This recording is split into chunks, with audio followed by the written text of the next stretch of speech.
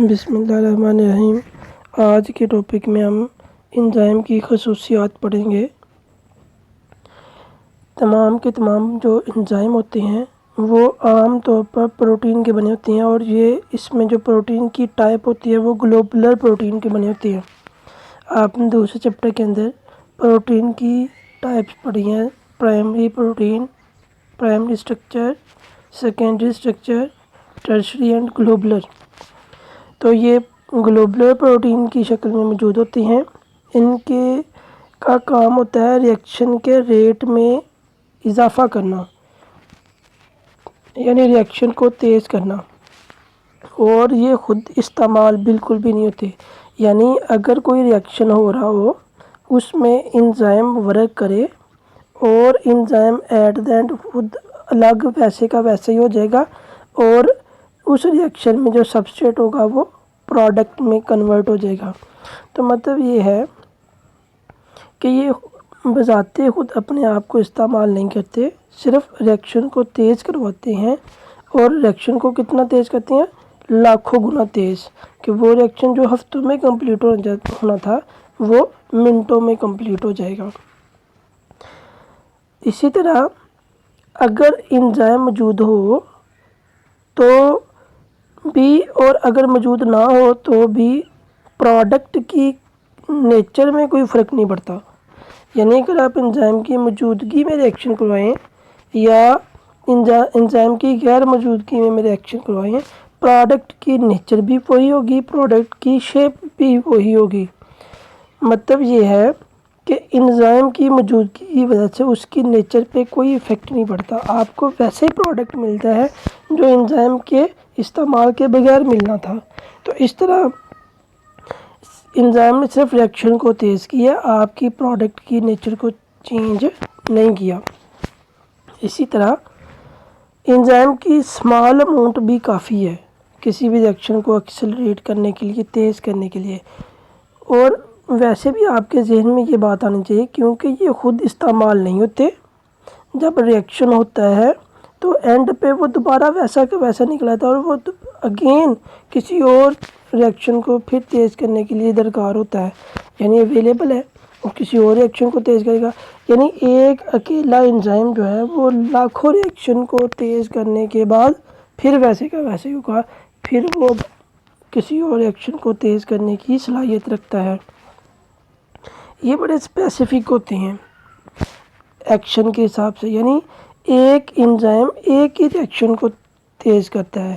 اگر ایک جگہ پہ 10 ریئیکشن ہو رہی ہیں تو وہاں پہ ایک انزائم موجود ہے تو وہ اپنے ہی ریئیکشن کو تیز کرے گا، کسی دوسرے ریئیکشن کو تیز نہیں کرے گا۔ ہاں، یا ایسا بھی ہو سکتا ہے کہ وہ سیملر ریئیکشن کو تیز کرے جو ایک ہی گروپ سے ریلیٹ کرتے ہوں۔ تو اس طرح اگر آپ نے 10 ریئیکشن کو تیز کرنا ہے تو آپ کو 10 انزائم ڈفرینٹ چاہیے، کیونکہ ہر ریئیکشن میں ڈفرینٹ انزائم یوز ہوتی ہیں۔ یہ بڑے سینسیٹیو ہوتی ہیں پی ایچ، ٹمپریچر اور سبسٹریٹ کنسنٹریشن پہ، یعنی پی ایچ کی تھوڑی سی بھی چینج کرنے سے یہ اس کی جو افیکٹونیس ہے وہ یا تو بڑھ بھی سکتی ہے یا کم بھی ہو سکتی ہے۔ یعنی تھوڑی سی بھی پی ایچ کے چینج کرنے سے یہ متاثر ہوتے ہیں، ٹمپریچر کے چینج کرنے سے بھی۔ جیسے اس کی ایگزامپل یہ ہے کہ اگر ہمارے معدے کے اندر ایسیڈیٹی ہو جائے، یعنی پی ایچ جو ہے وہ کم ہو جائے، ایسیڈک زیادہ ہو جائے، تو ریئیکشن جو ہے وہ بہت سلو ہو جاتی ہیں، جس کی وجہ سے پرابلم پیدا ہوتے ہیں۔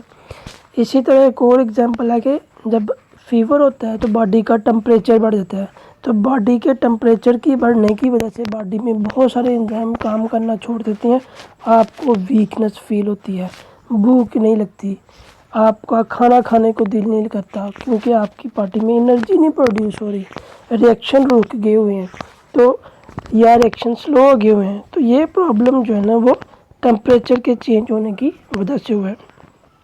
اسی طرح کچھ انزائم ایسے ہوتے ہیں جس کو کو فیکٹر کی ضرورت ہوتی ہے، یعنی ایک انزائم ہے وہ کو فیکٹر جو کہ نان پروٹین کا بنا ہوتا ہے اس کی ضرورت ہوتی ہے۔ جب وہ کو فیکٹر آ کے لگے گا تب ہی وہ جا کے پراپر طریقے سے کسی سبسٹریٹ کے ساتھ لگے گا اور اس کو پروڈکٹ میں تبدیل کرے گا، ادروائز کو فیکٹر کے بغیر یہ ورک نہیں کر سکتے۔ اسی طرح یہ ایکٹیویشن انرجی کو بھی لو کرتی ہیں.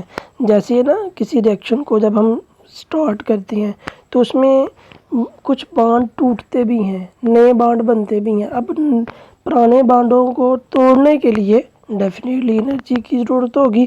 اب وہ انرجی کی جو ضرورت ہوگی، جیسے یہاں پہ شیپ پہ بتایا ہوا ہے کہ یہ جو اوپر والی لائن ہے یہ شو کر رہی ہے کہ یہ اس کی ایکٹیویشن انرجی یہ تھی. اتنی انرجی ملے گی تو ریئیکشن سٹارٹ ہوگا، ادروائز ریئیکشن سٹارٹ نہیں ہوگا. اگر آپ انزائم یوز کریں گے تو ایکٹیویشن انرجی کو وہ اس لیول پہ لے آئے گا. تو اس طرح انرجی کا جو یہ والا لیول تھا اس لیول سے نیچے والے لیول پہ آ جانے کی وجہ سے ایکٹیویشن انرجی، یعنی بہت تھوڑی انرجی درکار ہوگی ریئیکشن کو، اور وہ تھوڑی سی انرجی لے کے ریئیکشن سٹارٹ ہو جائے گا.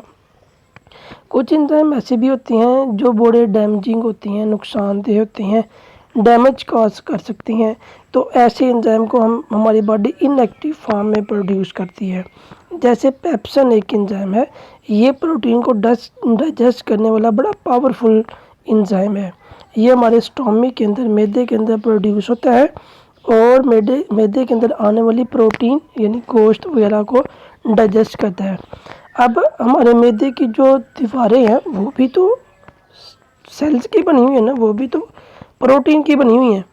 اب اگر یہ پروڈیوس ہو پیپسن کی فارم میں تو پاسبل ہے کہ یہ ہماری اسٹامک کی دیواروں کو بھی ڈائجسٹ کر دے، وہاں پہ سوراخ کر دے. اس لیے اس کو پیپسینوجن کی شکل میں خارج کرتے ہیں، اور پیپسینوجن کی شکل میں یہ ان ایکٹیو ہوتا ہے. اس فارم میں یہ بالکل بھی ورک نہیں کرتا. جیسے ہی یہ اسٹامک کی دیواروں سے دور ہٹ جاتا ہے، یعنی ڈائجسٹیو ٹریک کے اندر آ جاتا ہے، تب یہ ایکٹیو فارم یعنی کہ پیپسن کی شکل میں تبدیل ہو جاتا ہے اور اپنا ورک سٹارٹ کرتا ہے. اس طرح ہماری باڈی جو ہے وہ ڈیمیج سے بچ جاتی ہے.